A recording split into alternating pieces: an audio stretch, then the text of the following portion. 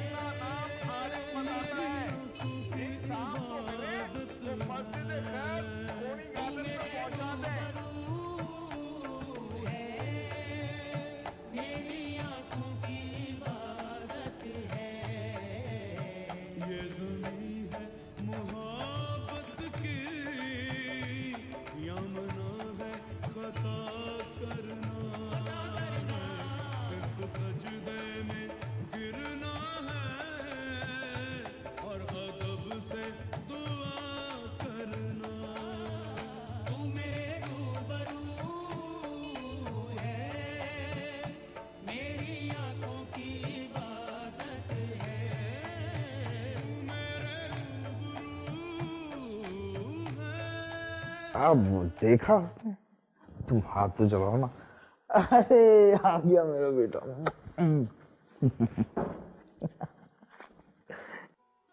मामा आज फिर लेट नहीं हो गई? हाँ वो बस खराब हो गई थी। बस वही कहानी और वही बहाना। पापा अब बताए ना आपने उसके कान में क्या कहा? अरे कुछ नहीं मेरी कल्लो परी।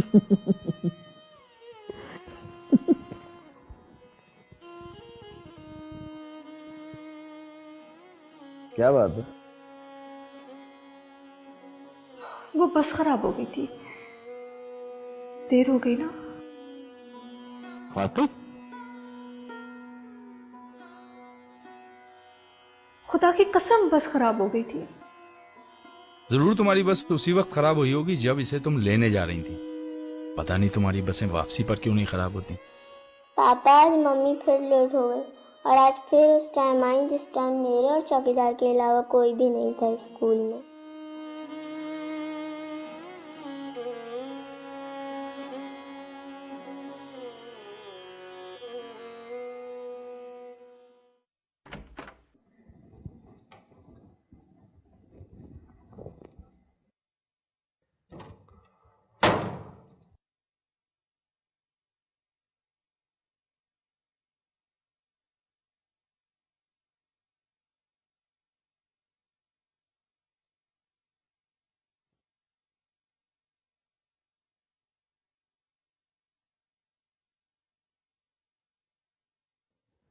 खुदा की कसम में झूठ नहीं बोलती।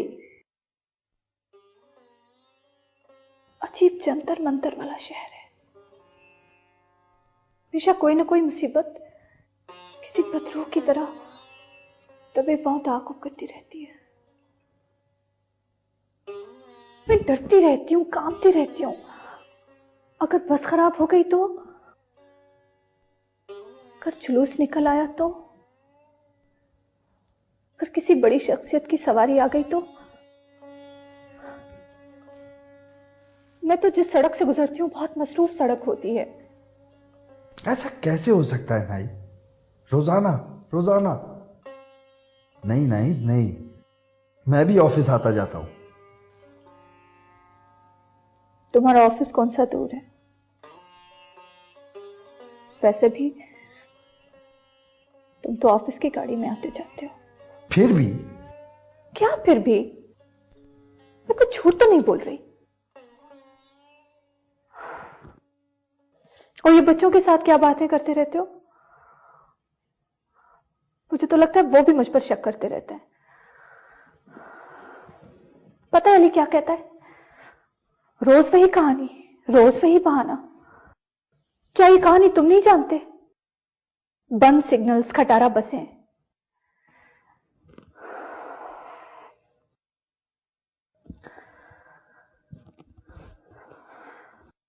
और वैसे ये रोज तो नहीं होता, आज ही हुआ है। अक्सर होता है। तुम भी बिल्कुल मेरी मां के जैसे हो। वो भी तुम्हारी तरह अपनी किसी बात से टस से मस नहीं होती थी। कुछ लोग इस दुनिया में खोपड़ियों के मीनारों पर हुकूमत करने के लिए भेजे जाते हैं। फजूल की मत आंको। मैं कहती थी अम्मी, राम स्वामी की तरफ आने वाली बसें खचाखच भरी हुई होती हैं। मोटी मोटी औरतें धक्का देके पहले बैठ जाया करती थी। शुरू शुरू में तो बिल्कुल भी नहीं, आखिर में थोड़ी बहुत हिम्मत जमा करके बस मैं बैठ ही जाया करती थी। लेकिन अम्मी मानती नहीं थी। कहती थी देर से आने वाली औरत एतबार के काबिल नहीं होती, उसकी देर के पीछे मक्कर होता है।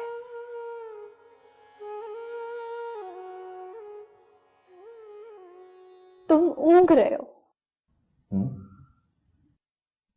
हाँ, बोर हो रहा हूं। सुनो, सोने की तैयारी करो।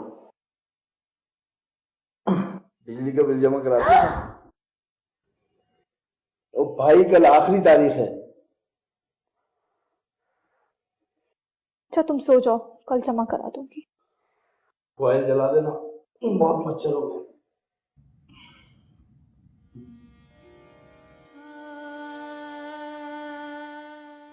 कूद जाओ, नीचे कूद जाओ, नीचे कूद जाओ, कुछ नहीं बचा, कुछ नहीं है सिवाय इस खाली पल के। कूद जाओ, हाँ कूद जाओ, कूद जाओ।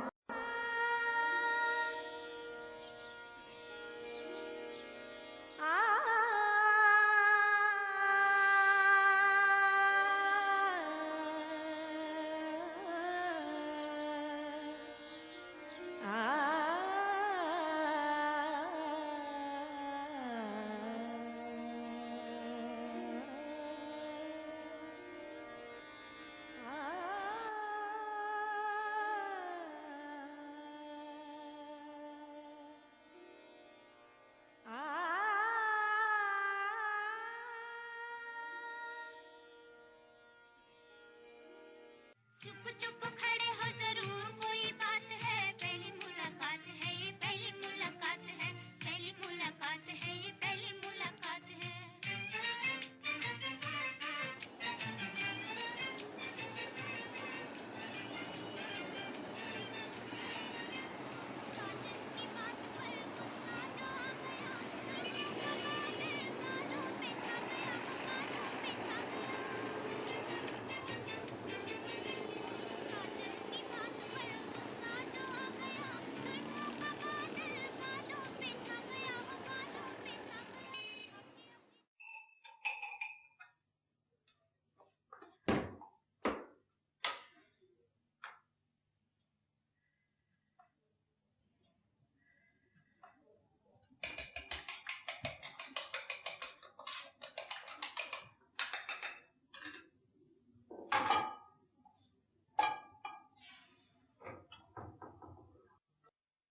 आज भी ऑमलेट? मैं नहीं खाऊंगा।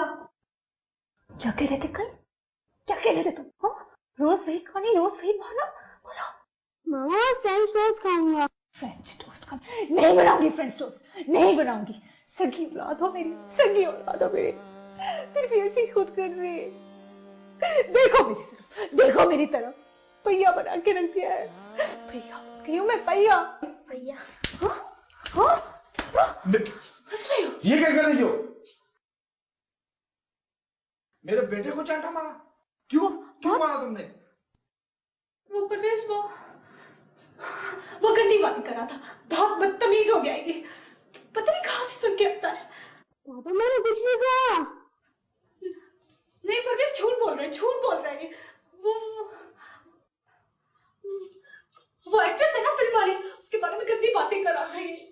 तू समझा देती, बच्चे तो ऐसी बातें करते हैं। मैंने कहीं सुना था, नहीं मैंने कहीं पढ़ा था, ये बच्चे इस जमीन पर शैतान के नायब होते हैं। क्या फजूल बकवास कर रही हो? जाओ ले जाकर उधर बैठो। खुदा की कसम, मैंने ये कहावत पढ़ी थी कहीं, अपने दिल से लगाकर थोड़ी ना सुना रही हूँ। आइंदा मेरे बच्चे को हाथ मत लगाना। नफरत है मुझे बच्चों को मारने वालों से। मेरा बाप हम बहन भाइयों को कसाईयों की तरह मारा करता था। मैं हाथ उठा उठाकर उसकी मौत की दुआएं मांगा करता था। सगा बाप था ना? हाँ, यही तो मैं तुम्हें समझाने की कोशिश कर रही हूँ कि किसी मकाम पर आकर अपने रिश्ते कितने दूर हो जाते, जैसे खोरी गार्डन के इन फ्लैटों की छत पे खड़ा होकर कोई लाहौर देखने की कोशिश करे। मैं भी बहुत दूर हो गई तुम सबसे, और मेरे अपने बच्चे दुश्मन लगते हैं मुझे। और हाँ, है वो मेरे दुश्मन, बड़ी कपड़े की उन्होंने मेरी। बात सुनो मेरी, बात सुनो मेरी, बात सुनो।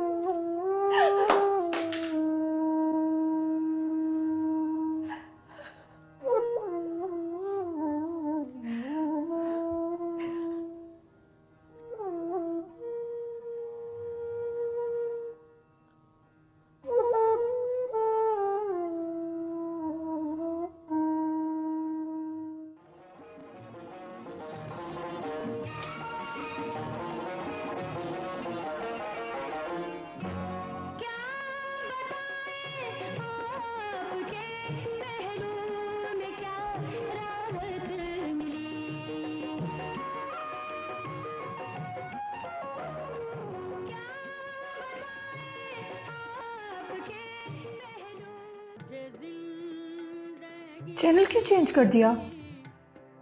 इतना प्यारा सीन आ रहा था। एक बात याद आ गई थी, अपनी और तुम्हारी।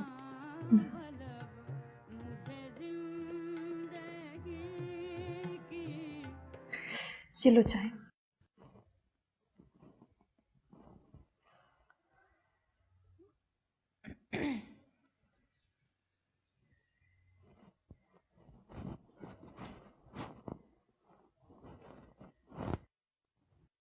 दूध थोड़ा जला हुआ था। जला दिया होगा।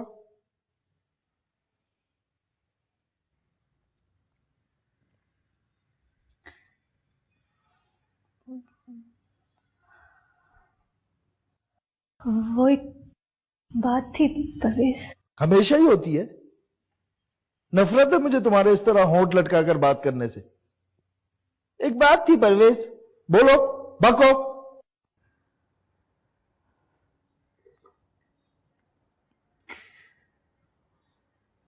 वो साड़ी पहनकर बसों में चढ़ते और उतरते वक्त मुश्किल होती है। कल भी किसी चीज में पल्लू आकर फट गया था। तो सलीका सीखो ना पहनने का।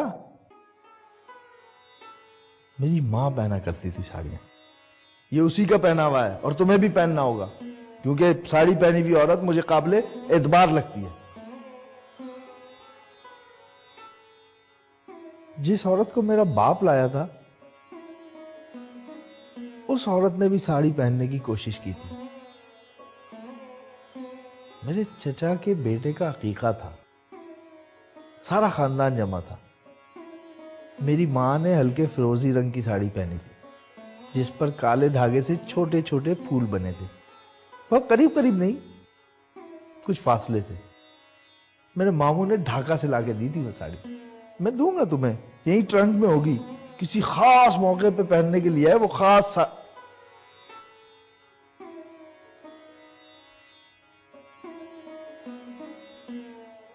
मैं क्या कह रहा था? क्या कह रहे थे? हाँ, शायद कुछ कह रहे थे। क्या कह रहा था मैं? क्या कह रहा था बताओ?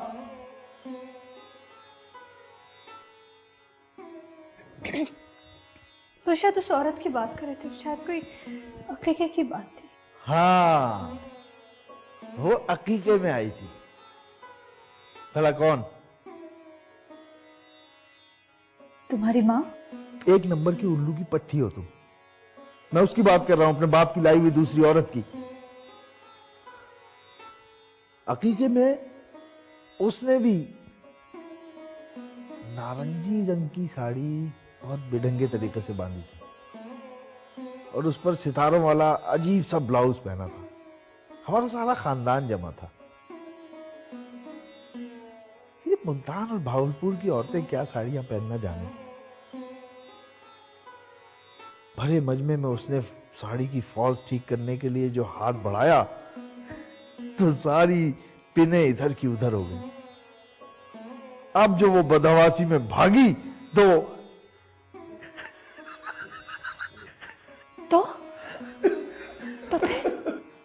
तो हवा से सारी की सारी साड़ी इधर की उधर हो गई। वैसे बच्चों ने शरारत में खींची भी खूब थी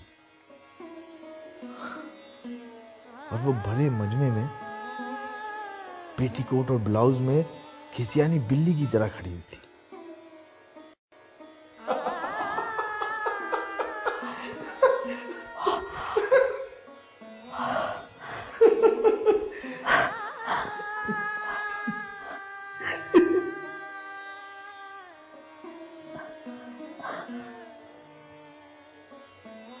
तुम्हें क्या हुआ?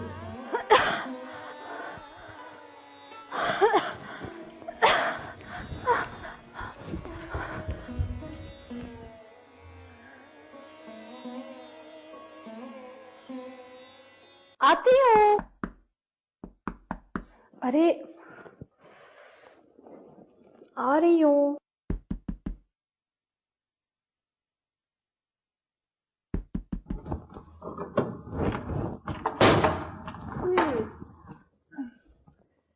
सुनिए, क्यों लापरवाही से दरवाजा खोलकर अचानक एक तरफ नहीं हो जाना चाहिए। मैं समझे घर वाले हैं, परवेज और बच्चे। क्यों, दस्तक नहीं पहचानती हूँ उनकी? नहीं, एक दफा परवेज की दस्तक समझकर दरवाजा खोल दिया था। एक बंदा अंदर घुस आया, 4 सोने की चूड़ियां और कुछ नकदी भी ले गया था। शुक्र है उमर की नकदी नहीं ले गया। मेरा नाम महमूदा खातून है, तुम्हारे बराबर में आई हूँ। आप अंदर आइए ना, आइए आइए ना, आइए बच्चों, बैठ जाइए। इलाका तो बहुत अच्छा है, मगर बिजली बहुत जाती है। मैं ज्यादा लोगों से घुलती मिलती नहीं हूँ।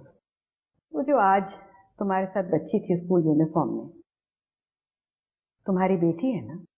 जी जी। बस दिल खिंच गया तुम्हारे जाने पर। तुम्हारी आंखों में कोई अजीब सी उदासी देखी मैंने। माँ जब अपनी औलाद के साथ होती है तो वो दोनों कुछ जुड़े जुड़े से होते हैं, मगर ना जाने क्यों तुम अपनी बच्ची से बहुत दूर दूर थी। या फिर शायद ये मेरा वहम है? वो हम सबसे इस फ्लैट में आकर कोई नहीं रहेगा, काफी अरसे से बंद था, कदमबाजी चल रही थी। हाँ, और फिर अचानक ही फैसला हो गया।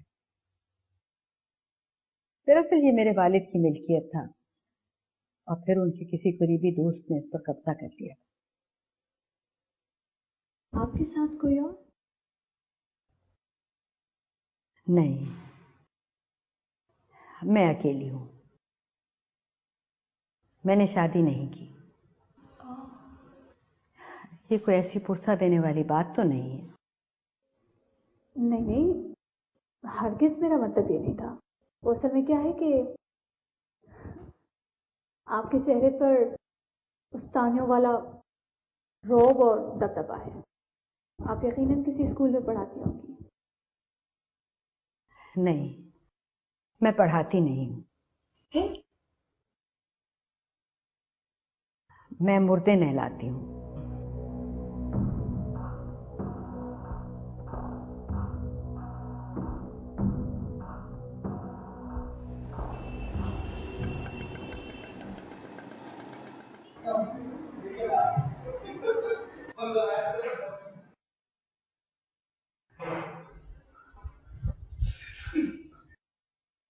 अब बस भी करो नदी दो, जाओ मेहरबानी में रखो। तो बस खुल नहीं जाएगा क्या? पापा थोड़े दिन चलो अली पापा थक गए।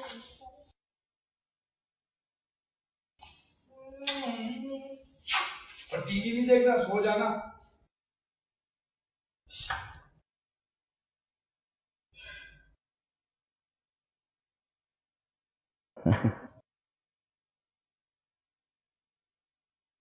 बड़ी देर की तुम लोगों ने आने में। हाँ, सफारी पार्क चले गए थे, वहां लिफ्ट चेयर लगाई है। वाह वाह, इन लोगों के लिए तो नया एक्सपीरियंस था। इन लोगों ने बहुत ही मजे किए। रश बहुत था, रेड लग गई मान से आए। एक दफा मैंने अब्बा से गांधी गार्डन जाने की फरमाइश की।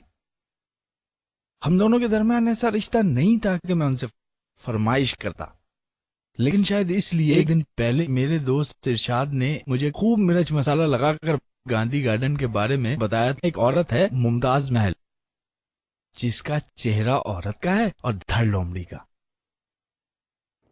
वो सवालात के जवाबात देती है, मजे मजे के जवाबात। अब्बा उस वक्त चाय पी रहा था। उसने जैसे ही मेरी गांधी गार्डन वाली फरमाइश सुनी, खौलती हुई चाय मेरे सर पर उंडेल दी। बहुत दिन तक मैंने अपने बालों में चाय की हरारत को महसूस किया था। जिंदगी में कुछ चीजें ऐसी होती हैं जिनकी शिद्दत बहुत अरसे तक साथ साथ चलती है। अब भी मैं कभी किसी को चाय पीते हुए गौर से देखता हूं तो मुझे ऐसा लगता है जैसे ये चाय मेरे सर पर उंडेल देगा।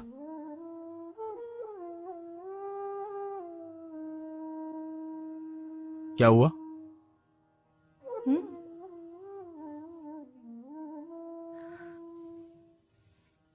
बोर हो रही थी,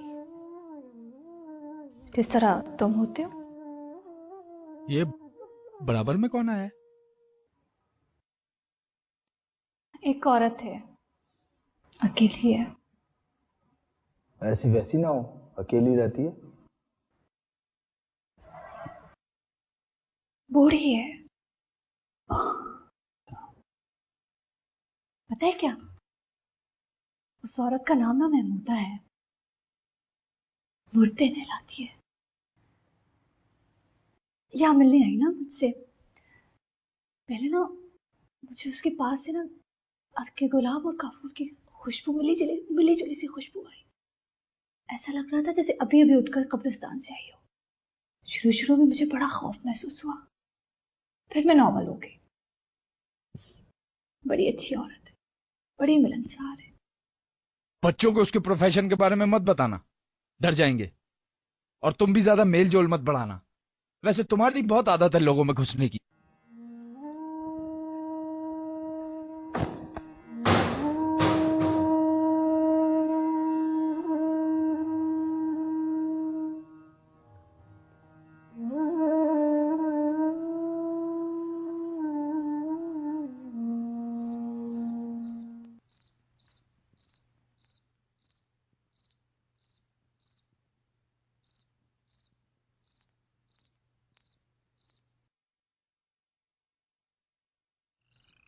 नींद नहीं आ रही तुम्हें?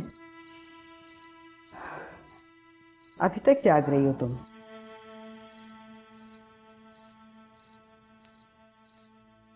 जो औरत अंदर से सो जाती है वो बाहर से जागती है, और वो करवट बदल के सो गया है ना। उसको मालूम ही नहीं कि एक दिल कब्रिस्तान बन रहा है, खंडर बनता जा रहा है। चलो आओ आओ, मेरे साथ चलो। मैं इलायची वाली चाय पिलाती हूँ तुम्हें, दिल बहल जाएगा।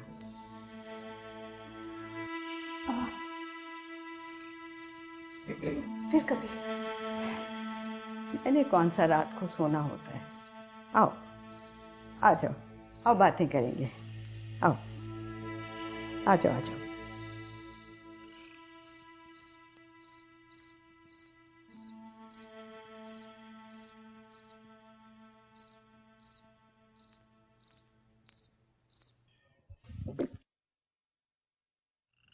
चाय वाकई बहुत अच्छी है।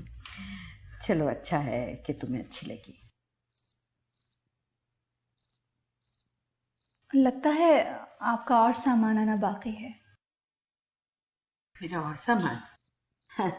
नहीं नहीं, मेरा और सामान तो कोई भी नहीं है। बस मेरा तो कुल सामान यही है। मेरे ज्यादा सामान लेकर करना भी क्या मैंने। उस दिन एक मसहरी उतर रही थी, मेरा ख्याल है बमा टीक की थी। मुझे बमा टीक बहुत पसंद है।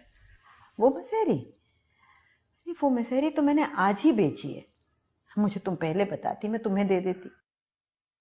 मुझे अपने लिए तो बस एक तख्त चाहिए था, सो मैंने ले लिया।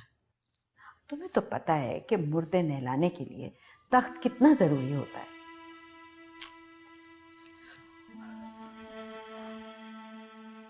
आप मुर्दों को यहाँ नहलाएंगी?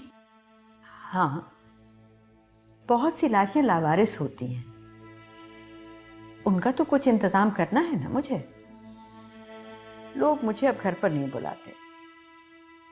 एक वक्त वो भी था जब एक ही दिन में मैं कई कई मुर्दे नहलाती थी। मुझे लाशों में रहने की आदत हो गई थी।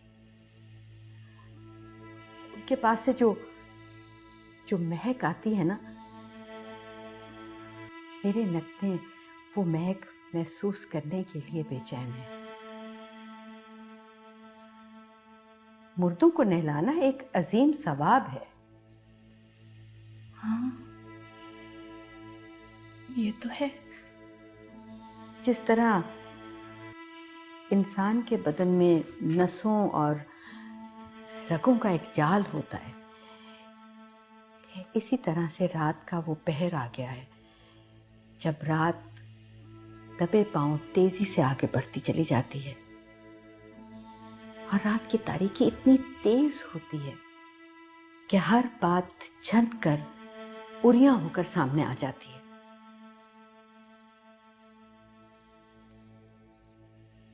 खोल दो मेरे आगे सब कुछ,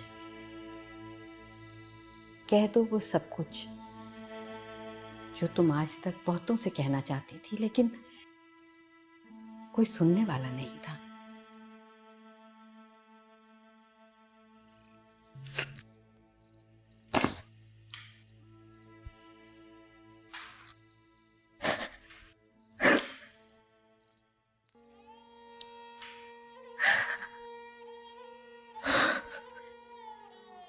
क्या दुख है,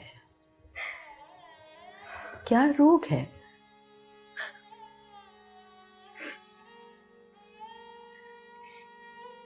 मुझे नफरत है इस शहर से। कभी कभी मेरा दिल चाहता है कि एक लात रसीद कर दूं मैं अपने शौहर को। साफ साफ बात है, मुझे सबसे शिकायतें हैं। अपने बच्चों से हसद करती हूँ मैं। अक्सर सोचती हूँ कि काश मैं बांझ होती। आपको पता है मेरे शौहर को मुझसे बदजन करने में मेरे बच्चों का कितना हाथ है। और ये बात मैंने जब भी जिससे कही सब हंसने लगते हैं। लोग क्यों नहीं मानते हैं कि अपने पेट की जनी हुई औलाद भी एक चकधारी सांप की तरह जहरीली हो सकती है।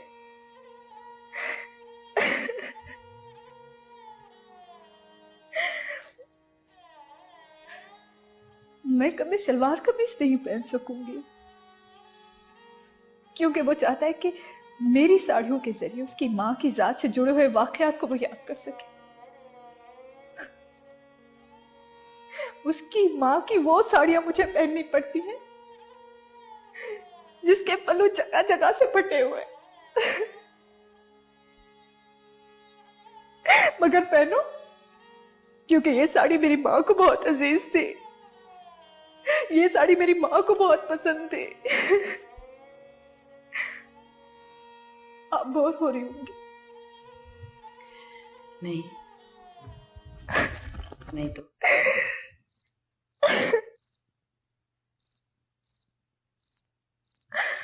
तुम कहो तो तुम्हारी जिंदगी बदल दूं। कैसे? तुमने किसी से मोहब्बत की है अपने शौहर के अलावा किसी और से?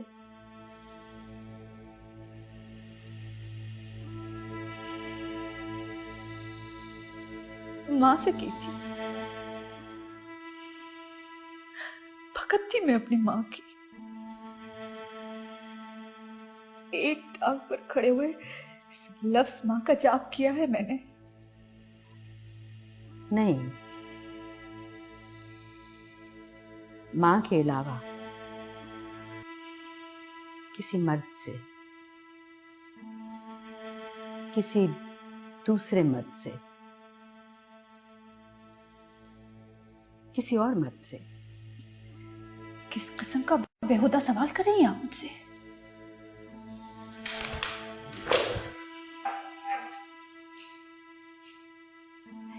अरे तुम नाराज क्यों हो रही हो?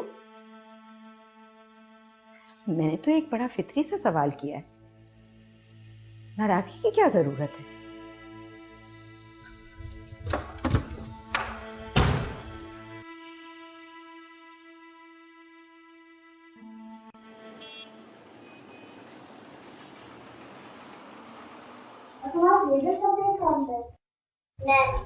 मेरा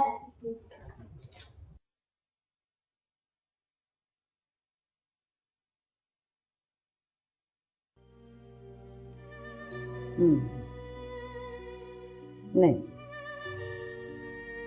बात तो कुछ और है। बात तो कुछ और है।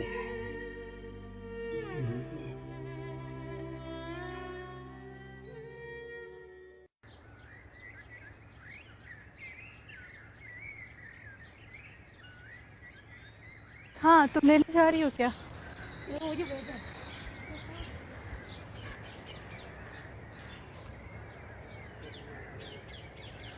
नाराज हो अब तक?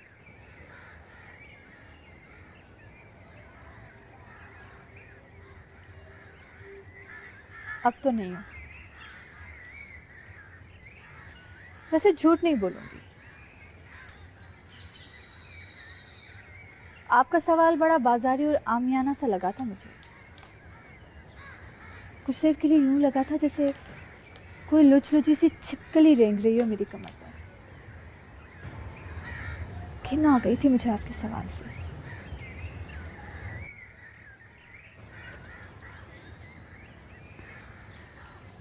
मुझे माफ कर दो। इतना अरसा अकेली रही हूं ना, अक्सर बात करने का ढंग भूल जाती हूँ। लोगों को बहुत तकलीफ होती है मेरे सवालों से। शायद ज़हनी मरीजा बन गई हूं मैं। ऐसा मत कहें। अच्छा छोड़ो, डोसा बना रही हूँ, भिजवा दूँ? ये डोसा खाने का मुझे तरीका नहीं आता, तुम आके बता देना। चलो यूं ही सही, डोसा बना के आपके घर आती हूँ और आपको खाने का तरीका भी सिखाती हूँ। ठीक है?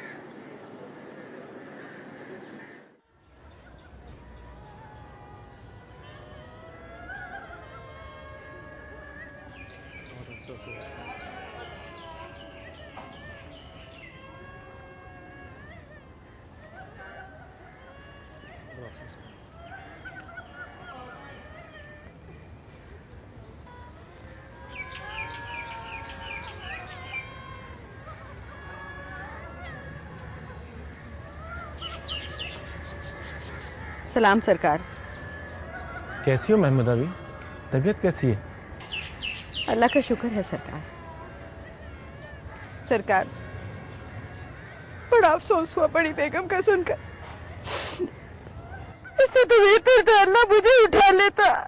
खुदा के कामों में किसका दखल है? वजीफा तो वक्त पे मिलना है ना तुम्हें?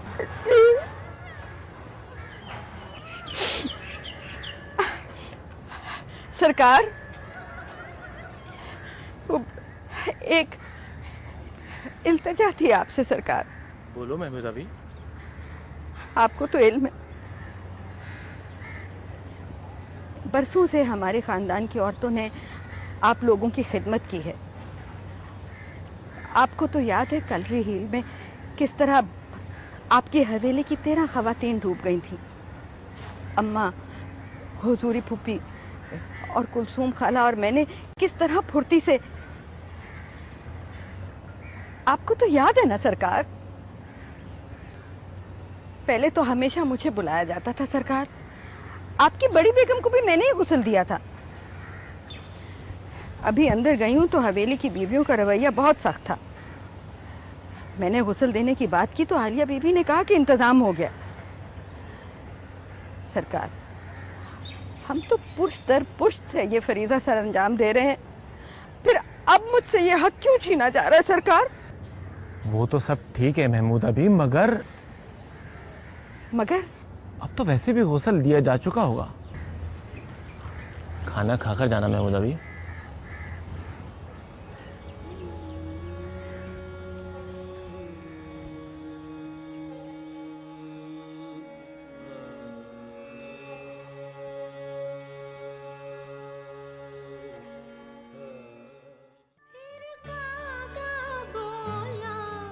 घर के सोने आंगन में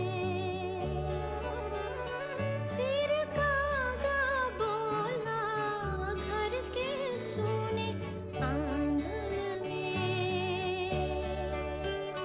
फिर अमृत रस की बूंद पड़ी फिर अमृत रस की बूंद पड़ी फिर अमृत रस की बूंद पड़ी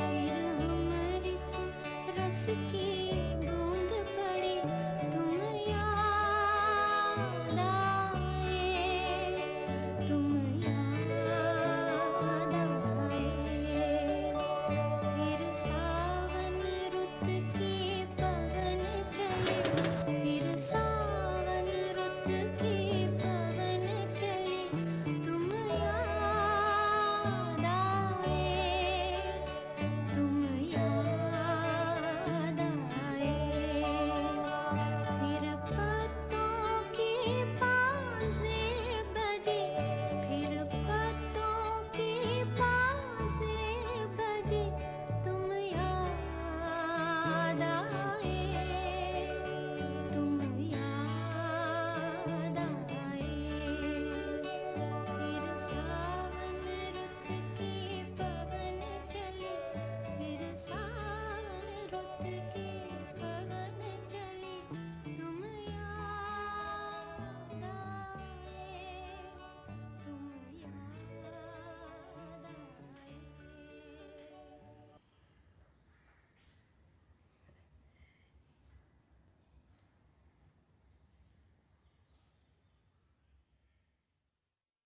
ये डोसा है। आलू के पराठे हैं। क्यों हो, डोसा बनाने का इरादा मुलतवी कर दिया क्या?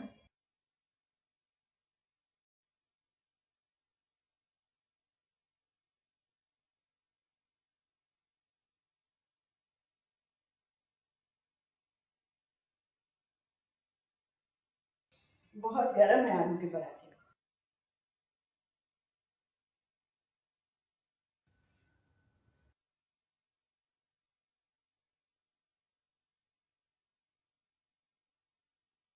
बहुत शिद्दत से याद आया होगा ना वो तुम्हें, और तुम्हें यूं लगा होगा जैसे जैसे तुम्हारी रीढ़ की हड्डी में एक सर्द सी लहर अचानक दौड़ गई है।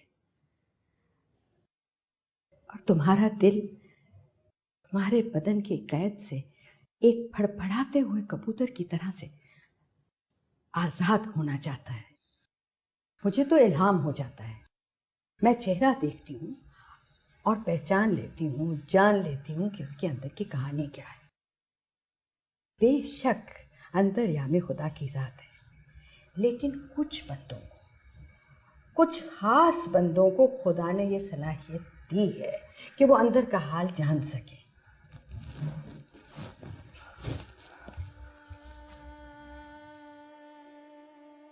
और मैं तो आंखें देखकर सब कुछ जान जाती हूँ, होठों की फड़फड़ाहट से मफहूम समझ जाती हूँ।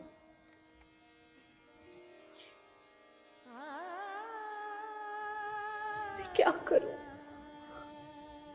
मैं क्या करूं?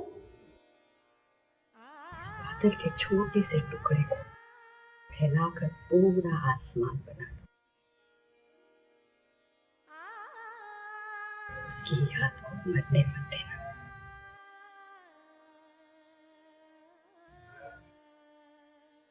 कौन था वो?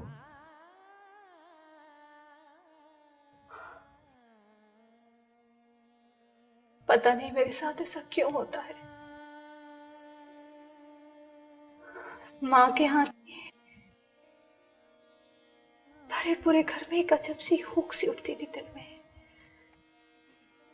घर के किसी कोने में खामोशी से बैठ जाया करती थी। कोई सबब मालूम नहीं था, कोई वजह पता नहीं थी।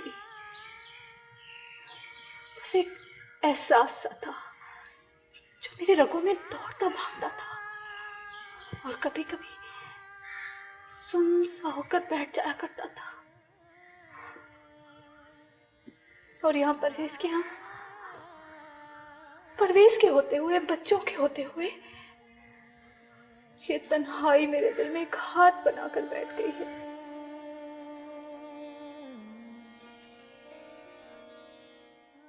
और जब उसके पास होती थी तब नहीं।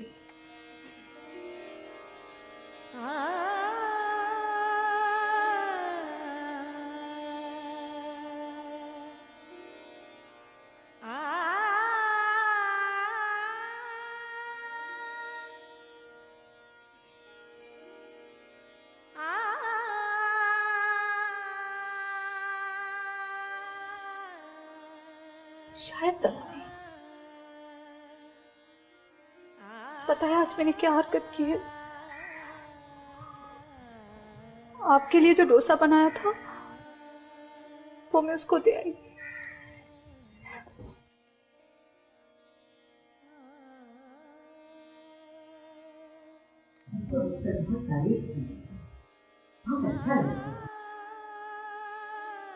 मैं मिली नहीं उससे। टोकरी दरवाजे पर रखकर भाग खड़ी हुई। कितनी अजीब सी बात है। तुम्हारे दोनों बच्चों की शक्ल तुम्हारे शौहर से नहीं है।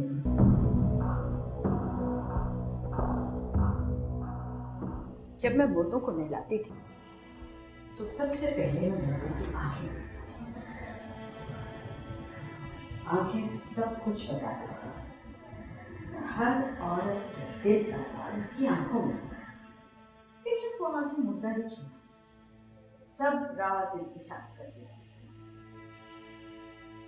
एक दफा मैंने एक औरत को गुस्ल दिया। उसके शौहर ने उसे कत्ल कर दिया था। वो अपने पुराने महबूब को मिलने के लिए गई थी, मगर अभी वहां पहुंची नहीं थी, उसको मिली भी ना थी कि उसके शौहर ने उसे मार दिया। क्या हसरत थी उसकी आंखों में, क्या हसरत देखी है मैंने उसकी आंखों में। मेरा तो जैसे कलेजा फटने वाला हो गया और उसको गुस्ल देते देते मैं तो ज़ारों ज़ार रो रही थी। हाय,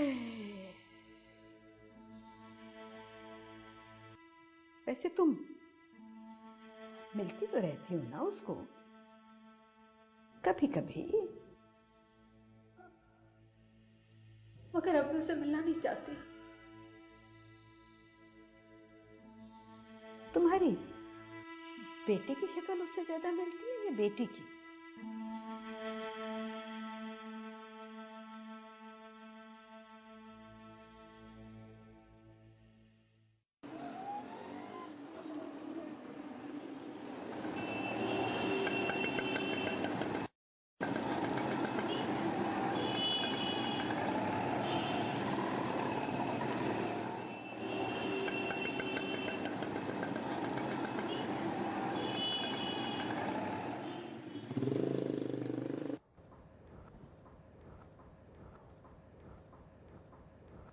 मरियम अभी तक नहीं आई पापा।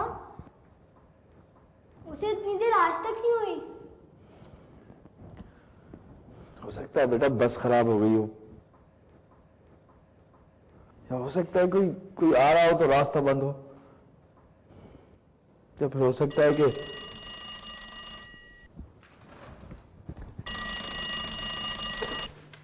हेलो। पापा मम्मा आज मुझे लेने क्यों नहीं आई? मैं तो कब से उनका वेट कर रही हूँ। स्कूल के सामने वाले स्टोर से बात कर रही हूँ। मरियम, मरियम बेटा, मरियम आप वहीं ठहरे, मैं बस अभी लेने। स्टोर वाले अंकल तो ठीक है ना? अच्छा बस आप वहीं ठहरे, उन्हें बताया मैं लेने आ रहा हूँ, 1 मिनट बस, आप रोइए नहीं, बस आया अभी आया। चलो आओ बेटा।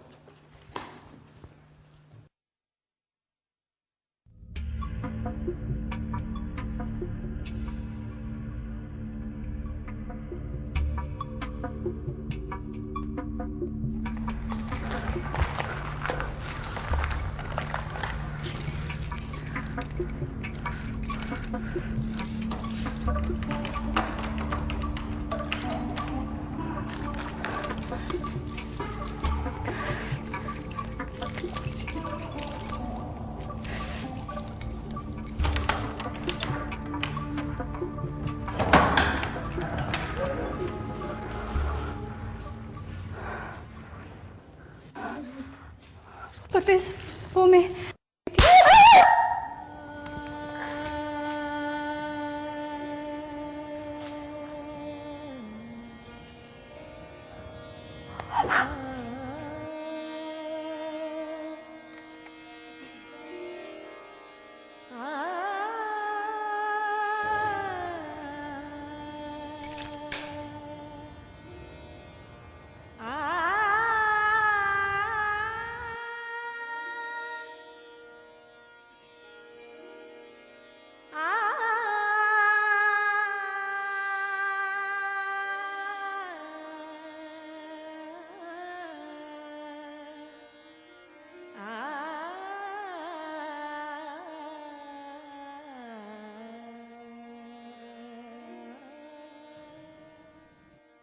जिसकी चाहो मुझसे कसम ले लो, खुदा की कसम बस स्टॉप पर चकराकर गिर गई थी मैं।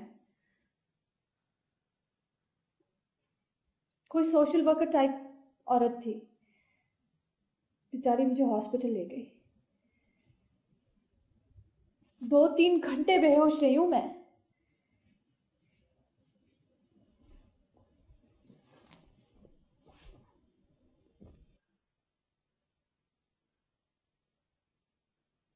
मेरी बात का एतबार क्यों नहीं करते हो तुम?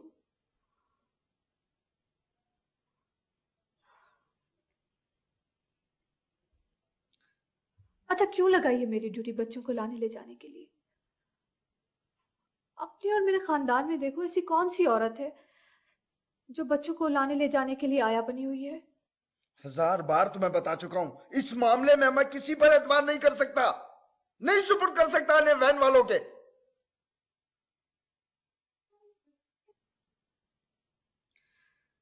पूरी दुनिया के बच्चे स्कूल बसेस में जाते हैं। अगर तुम्हें अपने बचपन के हवाले से कोई बुरा तजुर्बा है तो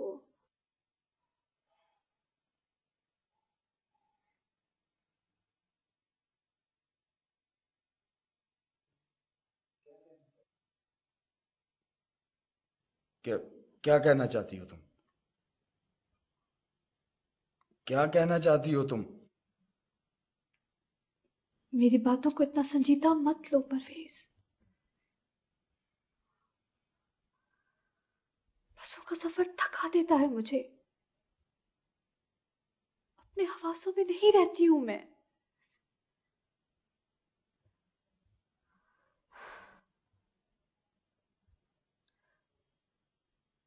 अच्छा सॉरी। सॉरी ना। सॉरी। सॉरी। मिलती तो मैं मुझे से अतात गुजार बीवी। बोलो।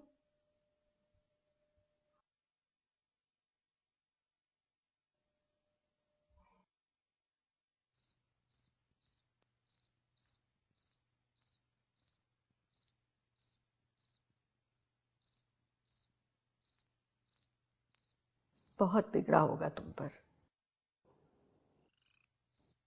चांटा मारा तो था आपके सामने। अंदर जाकर गुस्सा कम हो गया था उसका। कितनी देर बैठी तुम उसके पास? अपनी बातों की रेशम में उलझा लेता है वो मुझे। बस ये घड़ी रुक जाओ। अच्छा 5-7 सेकंड और। बस इस घड़ी और 5-7 सेकंड में कई घंटे गुजर जाते हैं। मैंने कहा उससे कि अगर मेरे साथ की इतनी जरूरत थी तो शादी क्यों नहीं की मुझसे। फिर क्या कहा उसने? वो शादी पर यकीन नहीं रखता। उसकी मां भी बगैर शादी के किसी मर्द के पास रही और उसने सिराज के जहन में यह बात बिठा दी कि शादी मोहब्बत को ताबूत में दफन कर देती है।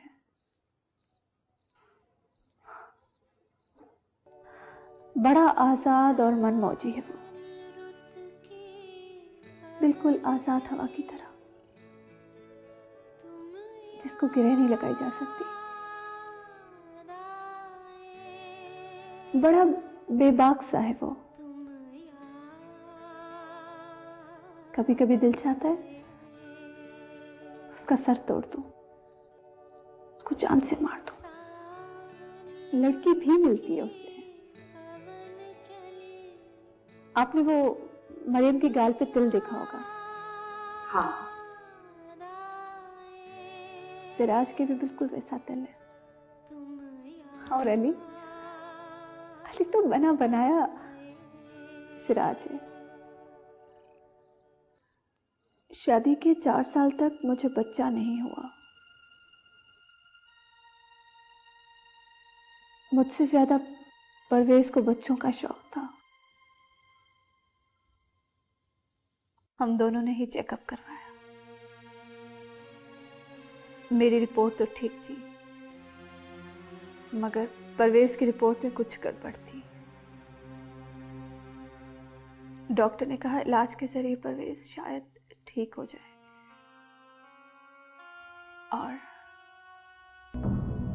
और उसी इलाज के दौरान मैं सिराज से मिली।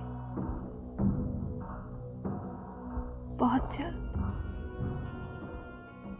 कुछ ही अरसे में परवेज बहुत खुश हुआ कि खुदा ने उसकी सुन ली। अगर परवेज सिर्फ एक औलाद पर इत्तेफा करता तो शायद मैं सिराज से न मिलती। हो सकता है मिल भी लेती मगर मैं ये सोचती जरूर थी कि अब उससे कभी नहीं मिलूंगी। मोहब्बत मैंने सिर्फ सिराज से ही की मगर परवेज के वास्ते मेरे दिल में कभी कभी अजीब सी ममता फूटती थी। मैं उसे उदास देखती हूं तो मेरा कलेजा कटने लगता है। बहुत इश्क करता है परवेज मरियम और अली से। खुदा की कसम बाज़ औक़ात मुझे इतना रोना आता है, इतना रोना आता है, तब मुझे वो दोनों सब बोलिए लगते हैं। मेरे गुनाह का जीता जागता सबूत है वो। अगर आज मैं आपसे बातें ना करती मेरे सर की रखें फट जाती। बहुत बुरा, कुछ बहुत बुरा होता मेरे साथ।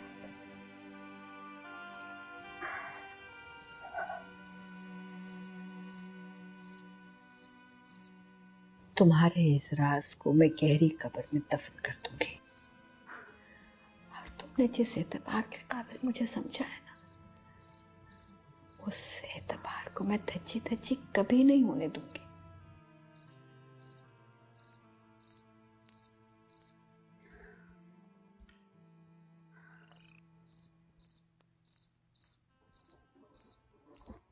इतना करीब आ गई हूं मैं आपके।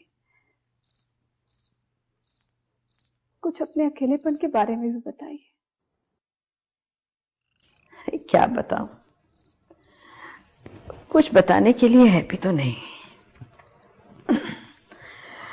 बस अकेली रहती हूं जैसे और बहुत से लोग अकेले रहते हैं, और मुझे कोई अपने अकेलेपन से शिकायत भी नहीं है। हाँ, दुख तो इस बात का है कि लोग अब अपने अजीजों और प्यारों के हुस्न के लिए मुझे नहीं बुलाते।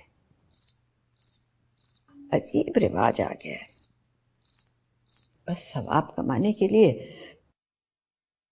मूर्तें नहलाने वालों को बिल्कुल ही परे कर दिया है।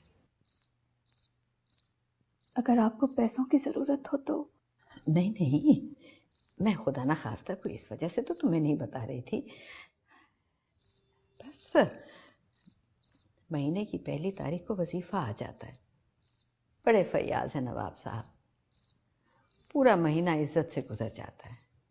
एहसान है अल्लाह का। पिछली गली में एक बीमार बूढ़ी औरत रहती है। उसकी बेटियों से मेरी अच्छी दुआ सलाम है।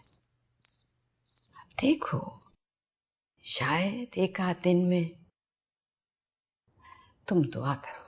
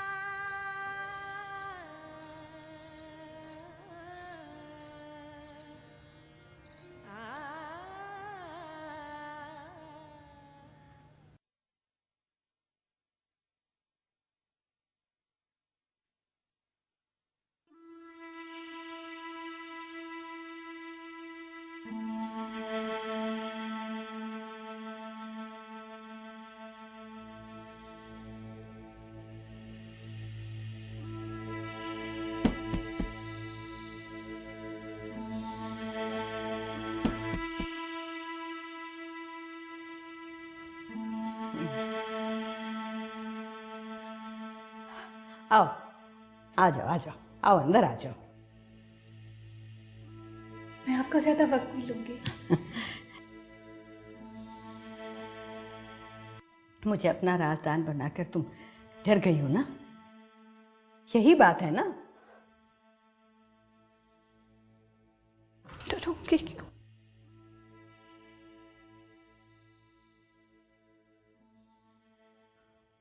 कभी कभी सोचती हूँ कि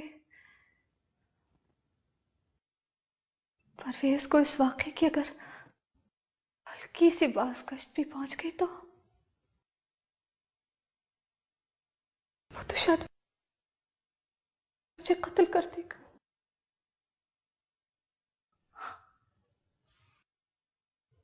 15 साल का था जब उसने अपने सगे बाप को चाकू से मारने की कोशिश की थी।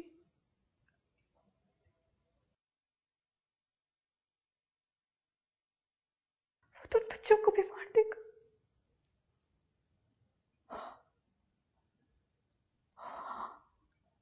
वो तो बच्चों को भी मार देगा जिनको अब तक वो अपनी सगी औलाद समझ रहा है।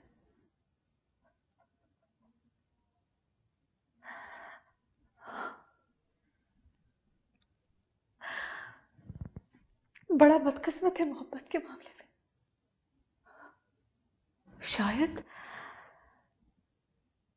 शायद इसीलिए इतना इंतहा पसंद है। अपने बाप की वजह से उसने अपनी सारी जिंदगी कर्ज में गुजारी। उसके बाप ने उसकी मां पर दूसरी औरत चला के बिठा दी थी। ये तो कोई ऐसी दिल दहलाने वाली कहानी नहीं है, ये तो बस आम सी कहानी है। चंदा, तुम्हारी इज्जत अब मेरी इज्जत है, तुम बिल्कुल फिक्र ना करो। मैं तुम्हारा राज किसी को नहीं बताऊंगी। कोई है क्या अंदर? हाँ, मेरी दूर पड़े की रिश्तेदार है। बेचारी अकेली क्वार्टर में मर रही थी, मैं उठाकर उसे यहां ले आई। डॉक्टरों ने तो बिल्कुल उसको जवाब दे दिया है। जवानी में इसके साथ बड़ी उल्टी सीधी बातें मंसूब थी, मगर तुम देखना, जिस समय मैं इसे नहलाऊंगी इसकी आंखें सब कुछ उगल देंगी। बड़ा तजर्बा है मुझे मुर्दा आंखों की कहानियां पढ़ने का। हाँ।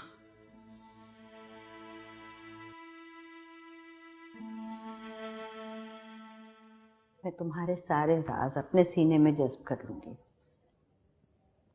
बस तुम सुखी रहना। तुम अगर चाहो ना तो तुम उसको यहां बुला सकती हो, यहां मिल सकती हो तुम उसको। हाँ।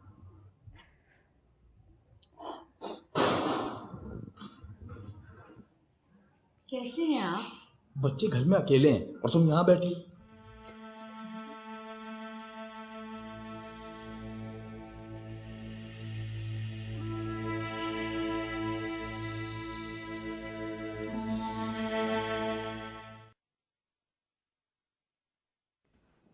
ये क्या तरीका है?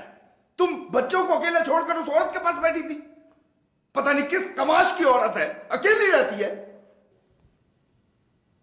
तुम्हारे जहन में ये उल्टी सीधी बातें ही क्यों आती हैं?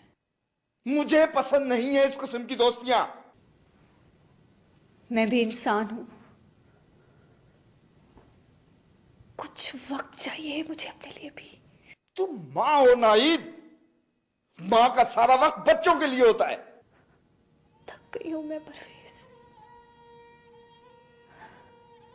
देखो मेरी तरफ गौर से। मेरे मसामों में घुस के बैठ गई है थकन। बोटी बोटी दुखती है मेरी इस थकन से। किस चीज की कमी है तुम्हें? क्यों नाशुक्री करती हो? कमी तो बहुत बड़ी है। तुम अब उस औरत से मिलने नहीं जाओगी? जाऊंगी। मुझे भी किसी का कांधा चाहिए होता है रोने के लिए। क्यों तुम्हें कांधा चाहिए? पागल हो क्या? हाँ, हूं मैं पागल, पागल ही तो हूं।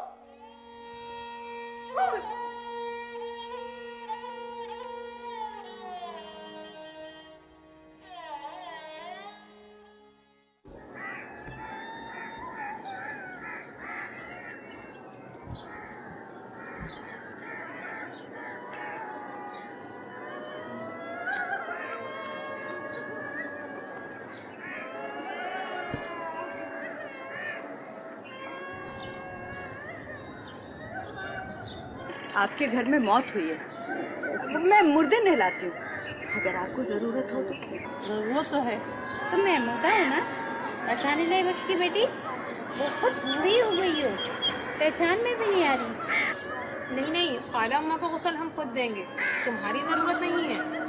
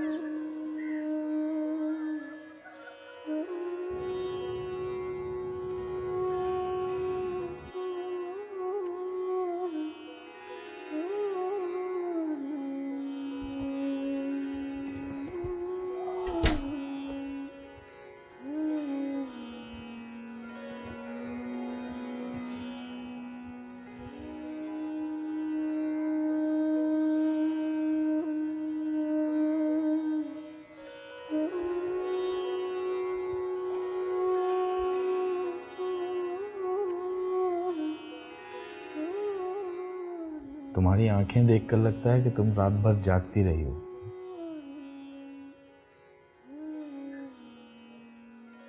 तुम यकीनन चकरा कर गिर गई होगी। तुम्हारी रंगत देखो, बिल्कुल पीली पड़ गई है।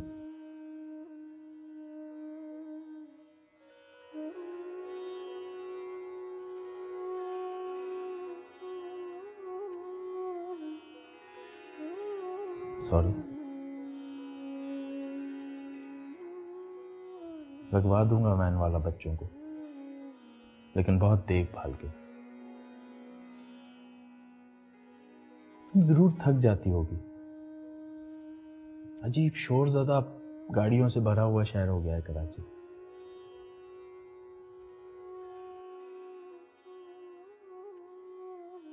शाम को बच्चों को लेके कहीं खाने पे चलेंगे।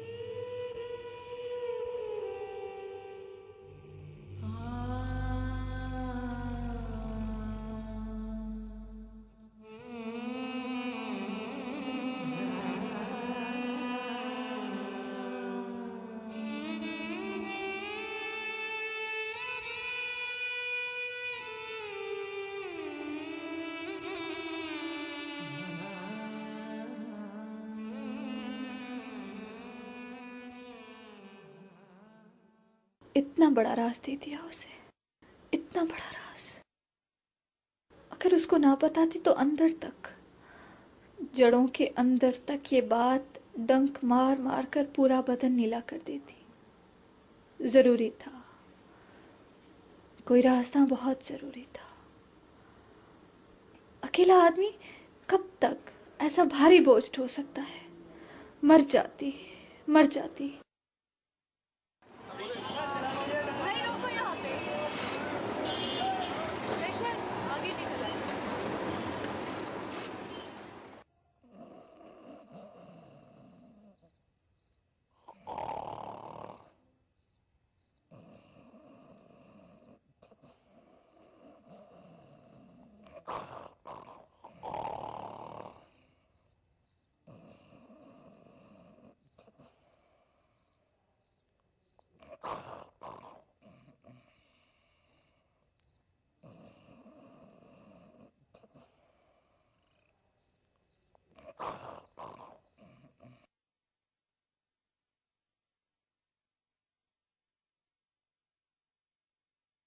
अशहदु ला इलाहा इल्लल्लाह व अशहदु अन्ना मुहम्मदन अब्दुहु व रसूलुहु।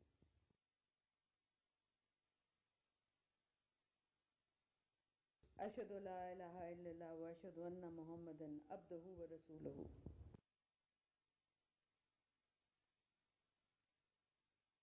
अशहदु ला इलाहा इल्लल्लाह व अशहदु अन्ना मुहम्मदन अब्दुहु व रसूलुहु।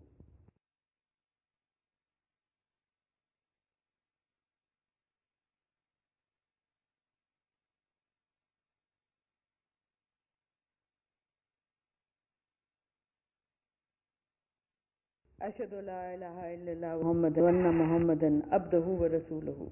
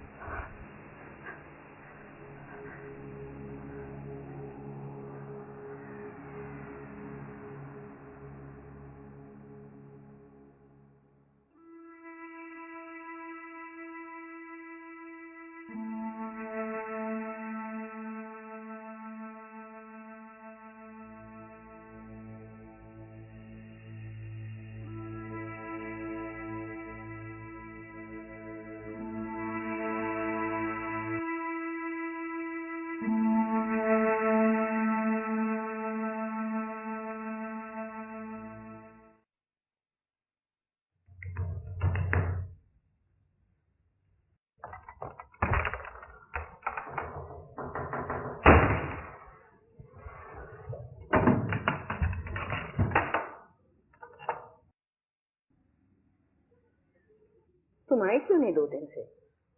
मैंने तुम्हारी बेटी के हाथ पैगाम भी भिजवाया था, फिर भी तुम नहीं आए। आप आए, बैठे बैठिए। लो, मैं तुम्हारे लिए बर्फी लेकर आई। रतन तालाब पर एक पुराना हिंदू हलवाई रहता है, उसकी बर्फी है, बहुत मजे की है। मुंह में डालो तो यूं के एकदम घुल जाती है। ये चखो चखो। चख लूंगी मैं, अभी जी नहीं अच्छा है मेरा।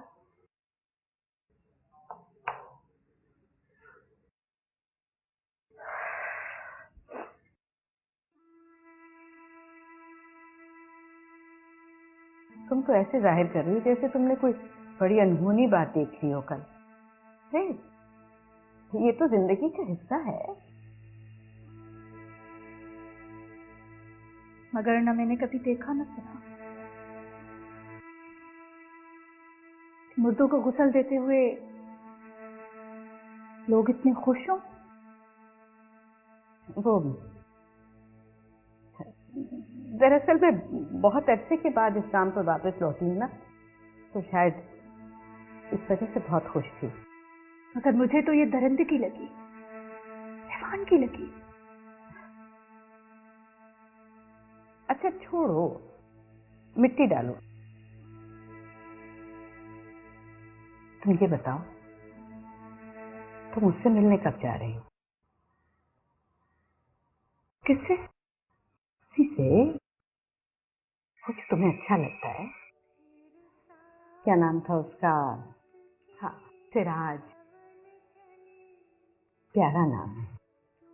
कितना छोटा सा नाम है, मगर बोलने पे आओ तो ऐसा लगता है कि जैसे पूरी दुनिया इसमें छुपी हुई है। वैसे मुझे भी लगता है कि आप जानबूझकर मुझे उसकी तरफ तरकीब दे रही हैं। अरे तुम्हारा तो अपना दिल उसकी जाने बढ़ रहा है। पता है क्या, जब मैं उसकी तरफ से लौटती हूँ ना, तो मुझे परवेज पर प्यार आता है। वो बेचारा तो सोच भी नहीं सकता कि मैंने ऐसी घात लगाई होगी। कभी कभी दिल चाहता है कि उसे एक एक बात बता दूं।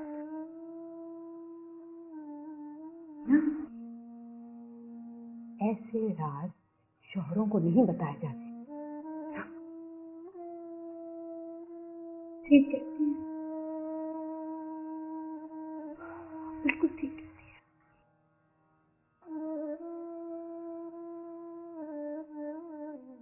कल 15 मई है ना? सिराज की सालगिरह है। कल मिलने जाऊंगी मैं उससे,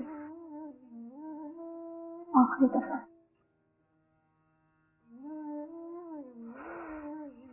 कभी नहीं मिलूंगी।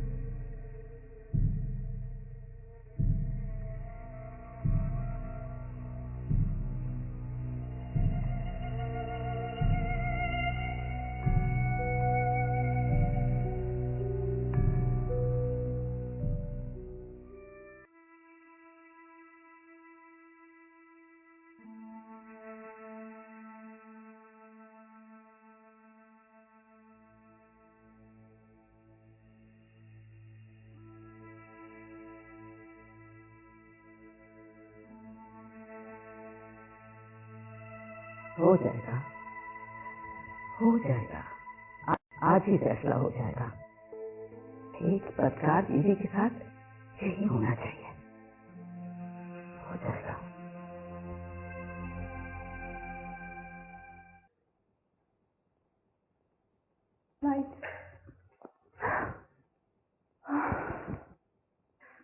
अंधेरा करके क्यों बैठे हो? क्या हुआ? तबीयत तो ठीक है तुम्हारी? परवेज,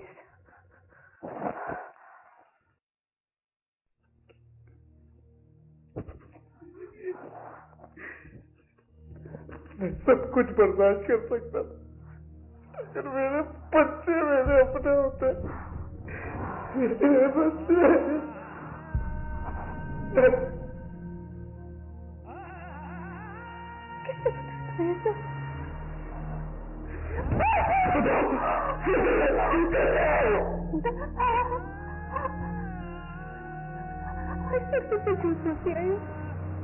अभी बोलो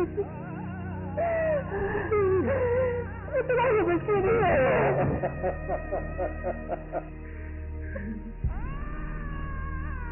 तुम उनके बाप नहीं हो।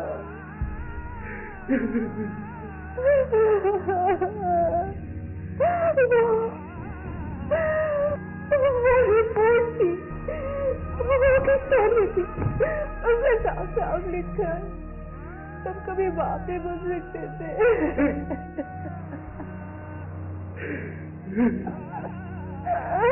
परवेज तुम कभी बाप नहीं बन सकते।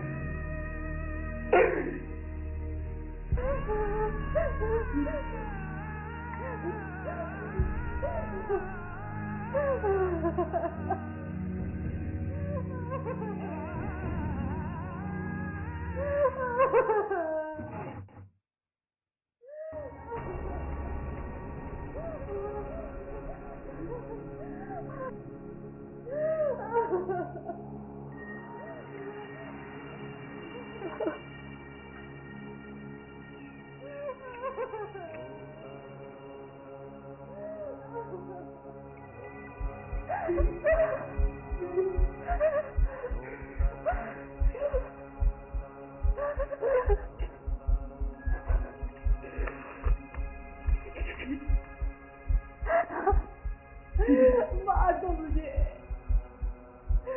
मार दो।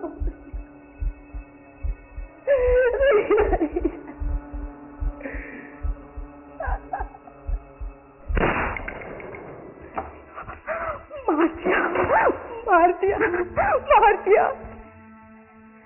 देखिए साहब, लाश तो गुसल मैं दूंगी। आपको नहीं पता मैं बहुत तजर्बेकार हूँ। हाँ, और फिर साहब सारी तफसीलात तो मैंने ही बताई थी आपको।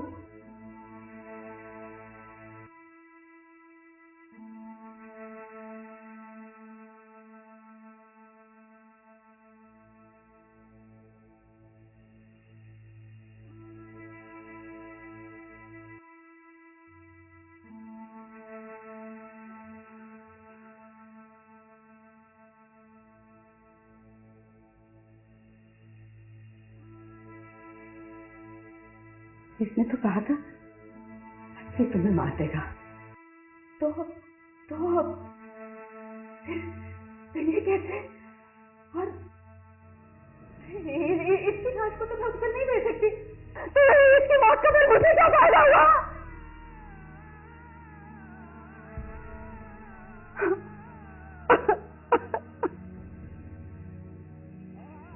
लोग भी कितने कमीने होते हैं। मैं अस्पताल से आई हूँ, कोई मुझे बुलाता ही नहीं है। मेरे पास सर्टिफिकेट है,